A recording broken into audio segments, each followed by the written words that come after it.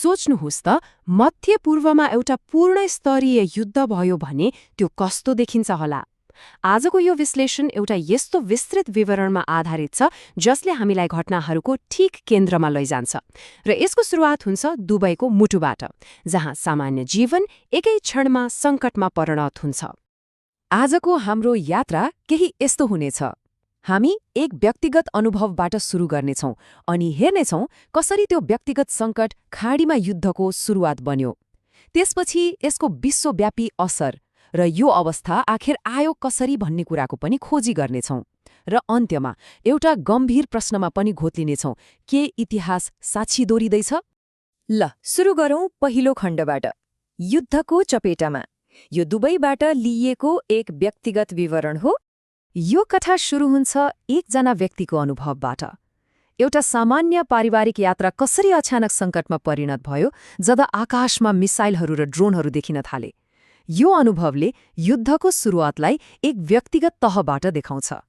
सोच्नुहोस् त त्यो दृश्य, दुबई जस्तो चम्किलो शहरमा अचानक अराजकता फैलियो। एयरपोर्ट खाली गराइँदैछ, बुर्ज खलिफा जस्तो ठाउँमा ड्रोन खसालिँदैछ र आकाशबाट मिसाइलका टुक्राहरू खसेर आगलागी भइरहेको छ। र यही बीचमा कैयौं परिवारका सदस्यहरू एयरपोर्टमै अल्पत्र परेका छन्। अब अघि बढौँ र हेरौँ कसरी यो व्यक्तिगत सङ्कट एउटा पूर्णस्तरीय क्षेत्रीय द्वन्द्वमा परिणत भयो। यो टाइमलाइनले देखाउँछ कि घटनाक्रम कति तीव्र गतिमा अघि बढ्यो।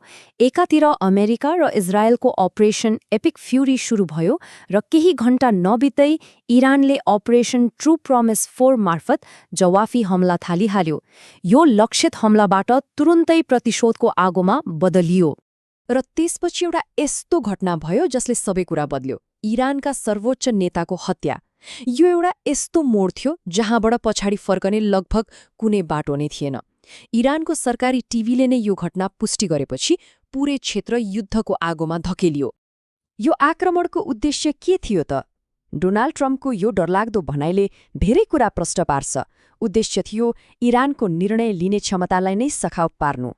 तर इरानको जवाफ त्यो केवल सैन्य अड्डामा मात्रै सीमित रहेन। यसले जाने सम्पूर्ण क्षेत्रलाई नै निशाना बनायो। 5 तारे होटलदेखि अन्तर्राष्ट्रिय विमानस्थलहरू समेत आक्रमणको चपेटामा परे, जसले यो द्वन्द्वलाई झन्नै भयानक र फराकिलो बनाइदियो। अब हेरौँ यो आगोको लपका खाडीबाट बाहिर निस्किएर संसारभरि कसरी फैलियो। यो एउटा आँकडा हेर्नुहोस्, 1 करोड।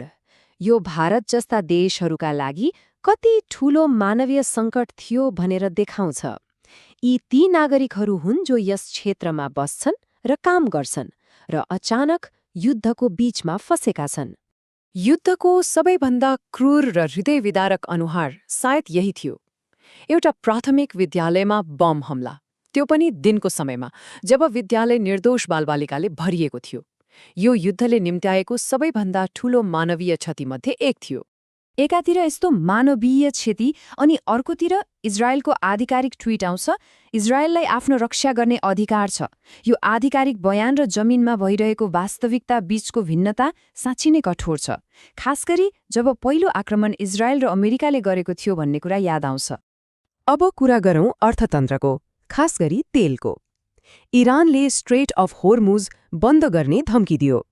यो भनेको भारतको आधा कच्चा तेल आपूर्ति अचानक जोखिममा पर्नु हो। यसले ठूलो आर्थिक सङ्कटको खतरा निम्त्यायो, जसलाई विशेषज्ञहरूले भारतका लागि एक दुस्वप्नको अवस्था भनेका छन्। तर प्रश्न उठ्छ, स्थिति यहाँसम्म आइपुग्यो कसरी? के भयो जसले यो विनाश निम्त्यायो? यो समयरेखा साँच्चै नै दुःखद छ, किनभने युद्ध सुरु हुनुभन्दा ठिक 24 घण्टा अघि मात्रै एकजना ओमानी मन्त्रीले भनेका थिए शान्ति सम्झौता हाम्रो पहुँचमा छ। तर त्यो आशाको किरण 24 घण्टा पनि टिकेन।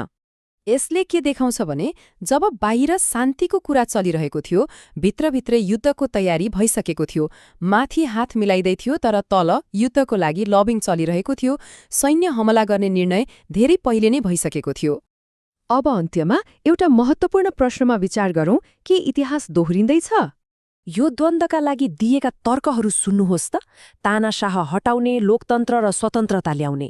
यो सुन्दा 2 दशक अघि इराकमाथिको आक्रमणका लागि प्रयोग गरिएका तर्कहरूसँग डरलाग्दो रूपमा मिल्दोजुल्दो लाग्दैन र? इतिहासले हामीलाई केही उदाहरणहरू दिएको छ। इराक र लिबियाको।